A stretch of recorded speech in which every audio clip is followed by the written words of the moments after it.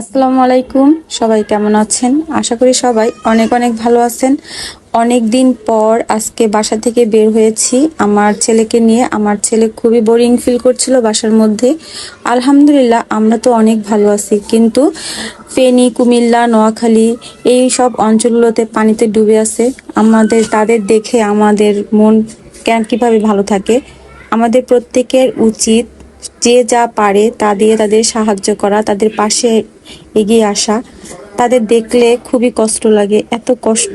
আল্লাহ সবাইকে মাফ করো এবং আমাদের সবাইকে রক্ষা করো। আমাদের বাংলাদেশ ভালো নেই, আল্লাহ তুমি আমাদের বাংলাদেশকে হেফাজত করো, এই দোয়াই করি আল্লাহর কাছে আমরা সবাই মিলে। তো যাই হোক, আমার ছেলে খুবই কান্নাকাটি করছিল যে মা আমি ঘুরতে যাব। তো কোথায় নিয়ে যাব? আমাদের বাসের পাশেই ছিল আপনার ধানমন্ডি লেক পার্ক 32 নম্বর কাছাকাছি। তো সেখানে আমি আমার ছেলেকে নিয়ে বের হচ্ছিলাম। তো এইদিকে আমার ছেলে তো রাস্তার মধ্যে মহা খুশি, তো চলে আসছি লেক পার্কের মধ্যে। এখানে এসে আমার ছেলে অনেক সুন্দর ভিউ দেখছে আর ওই পানিটার দেখছে আর আমাকে জিজ্ঞেস করছিল। তো ও খুবই মজা করেছিল।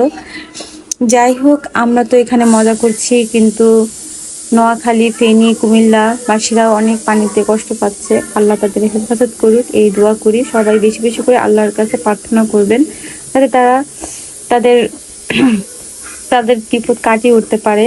আর এইদিকে আমার ছেলে অনেক কান্নাকাটি করছে, সে একাই দাঁড়াবে। তো এখানে দাঁড়ালে তো বাবু পড়ে যাবে, তাই আর কি তোর বাবা ধরে নিয়ে দাঁড়িয়েছে। আর আমরা আজকে অনেক মজা করেছি এখানে এসে।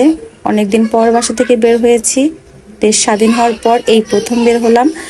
তারপর দেখেন এখানে পুকুরের পানিগুলো এখানেও পানি থই থই করে, কারণ এখন বর্ষা বাদলের দিন, পানি তো হবেই। আর এই যে আমার ছেলে, আমরা এখন ঝালমুড়ি খাবো। আমার ছেলে একটু মুড়িটা ধরতে গেছে, বলছে যে দাঁড়াও দিবে। ওই দেখেন ছোট্ট একটা ছেলে, তার পরিবারের দায়িত্বটা সে এইটুকু বয়সে নিয়েছে, যে কিনা এখন পড়াশোনার বয়সে এখন ঝালমুড়ি বিক্রি করছে। তো আমার ছেলেকে সে একটু মুড়ি দিল, আমার ছেলে খুবই খুশি হলো।